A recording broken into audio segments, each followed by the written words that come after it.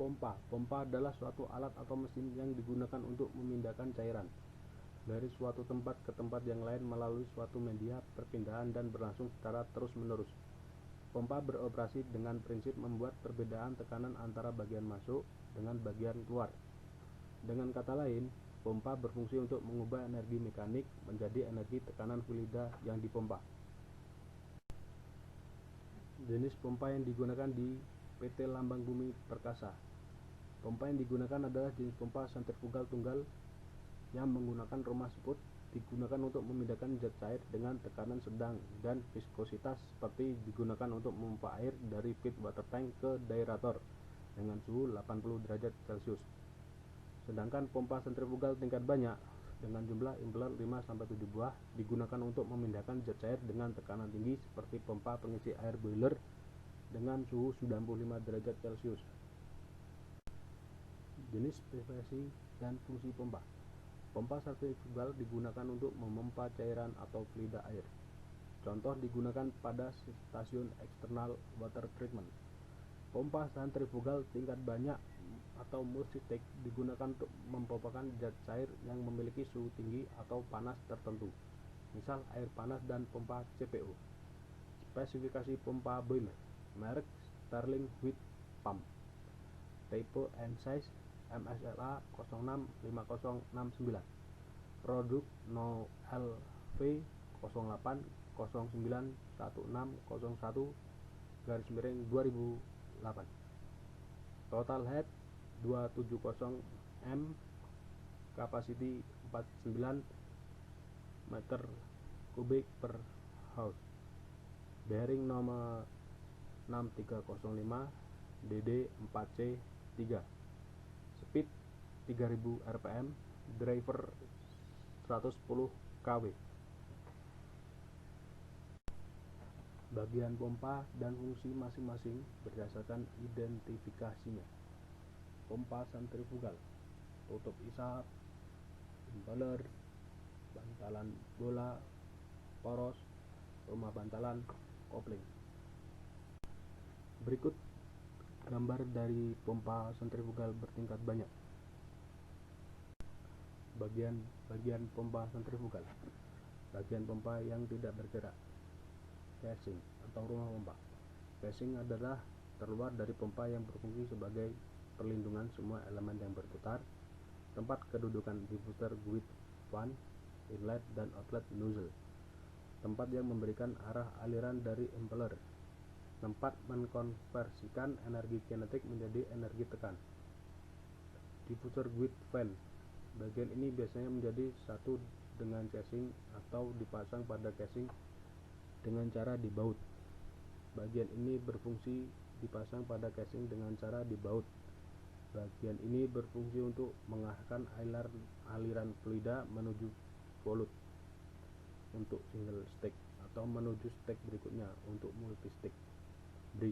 Merubah energi kinetik fluida menjadi energi tekanan. Berikut gambar dari diffuser guide fan. Stuffing box. Fungsi utama adalah untuk mencegah terjadi kebocoran pada daerah pompa menembus casing. Secara umum, stuffing box berbentuk silinder sebagai tempat kedudukan beberapa mechanical packing yang mengelilingi shaft sleeve. Cincin penahan aus adalah ring dipasang pada casing sebagai wearing ring casing dan dipasang pada impeller sebagai wearing ring impeller, dan fungsi utamanya adalah untuk memperkecil kebocoran cairan dari impeller yang masuk ke bagian eye of impeller. Discharge bone. Saluran keluar dari tingkat terakhir pompa. Bagian ujung dari saluran keluar pompa ini dibuat flange yang berfungsi untuk menyambung pompa dengan pipa kolom. Pasa atau key.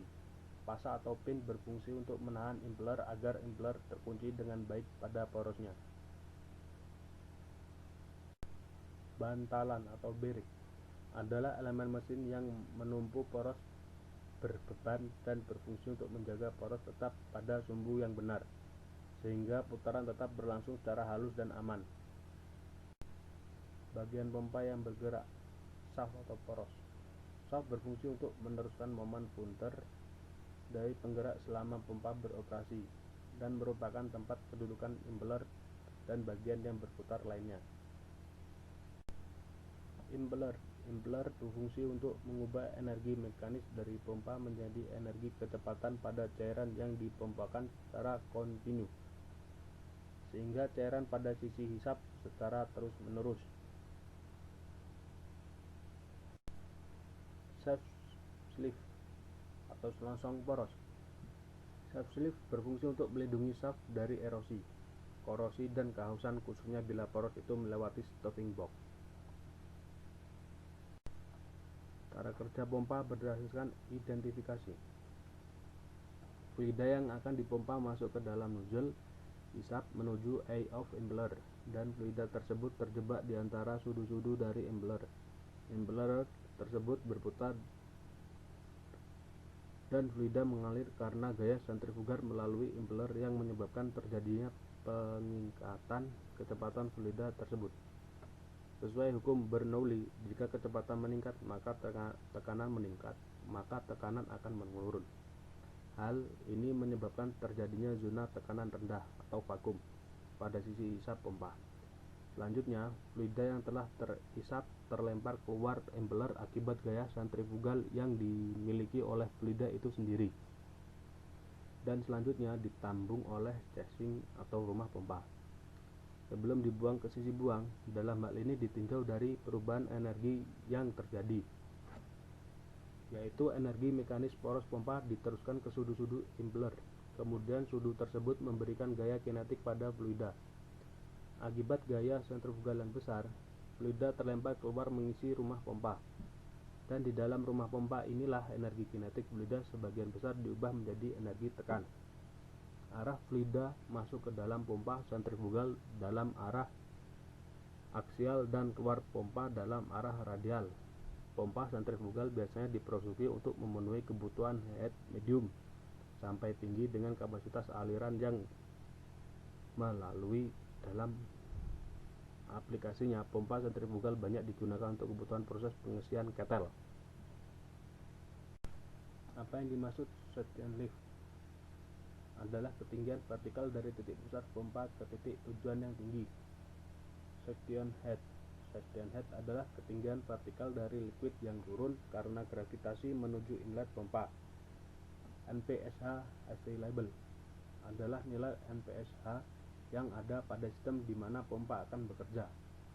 NPSH equivalent adalah nilai NPSH spesifik pompa agar bekerja dengan normal, yang diberikan oleh pembuat berdasarkan hasil pengetesan.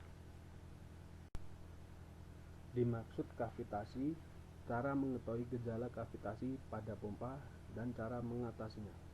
Kavitasi adalah terbentuknya gelembung-gelembung uap di dalam cairan yang dipompakan akibat kecepatan aliran yang terlalu besar dan turunnya tekanan cairan sehingga di bawah tekanan uap jenuh atau yang biasa disebut masuk angin. Kavitasi yang timbul pada pompa biasanya mengeluarkan suara berisik dan getaran sehingga kinerja pompa menjadi turun. Cara mengatasi kavitasi pada pompa. 1. Menambah tekanan pada hisapan pompa dengan cara meninggikan level cairan di dalam tangki. 2. Mengurangi temperatur cairan yang dipompakan juga akan menurunkan tekanan cairan yang mengakibatkan NPSH akan naik. 3. Mengurangi kehilangan heat pada pipa hisap dengan cara menambah diameter pipa, mengurangi jumlah elbow, katup dan fitting, dan mengurangi panjang pipa.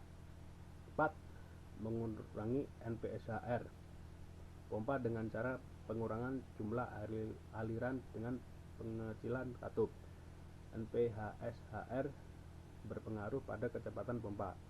Semakin cepat pompa berputar, maka NPSHR akan semakin besar. Karena itu, kecepatan pompa harus dikurangi. Pemeliharaan dan perawatan masing-masing jenis pompa tersebut. Cara pemeliharaan dan perawatan pompa dapat dilakukan sebagai berikut. 1. Pembersihan tada hisap dan pipa hisap.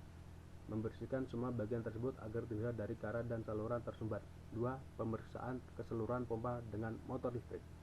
Seluruhan poros pompa dengan motor listrik harus diperiksa dengan cara sesuai standar operasional prosedur. 3. Pemeriksaan sistem kelistrikan. Pemeriksaan pada kabel-kabel listrik, terutama jalur-jalur menghubungkan pompa dan panel instrumen. 4. Pemeriksaan dengan memutar poros. Pada saat diputar dengan tegangan poros harus dengan ringan. 5. Pemeriksaan minyak pelumas pada bantalan. Gemuk dan minyak pada bantalan harus diperiksa kebersihan. 6. Pemeriksaan alat bantu. Semua katup pada sistem pipa pembantu seperti pipa pendingin, pipa perpak untuk peraat mekanis, dan pipa pengimbang harus terbuka penuh. Jumlah tekanan air pendingin dan air pelumas harus sesuai dengan persyaratan yang diterapkan. 7. Pemeriksaan arah putaran. Pemeriksaan arah putaran dilakukan terlebih dahulu melepas kopling atau sabuk yang menghubungkan pompa dengan motor penggerak.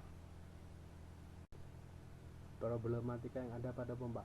1. Problematika yang ada pada pompa biasanya masalah kavitasi atau timbul gelembung-gelembung udara di dalam pompa yang menyebabkan tekanan yang dihasilkan oleh pompa menurun. 2. Sil bocor. Solusi mengatasi problematika yang terjadi.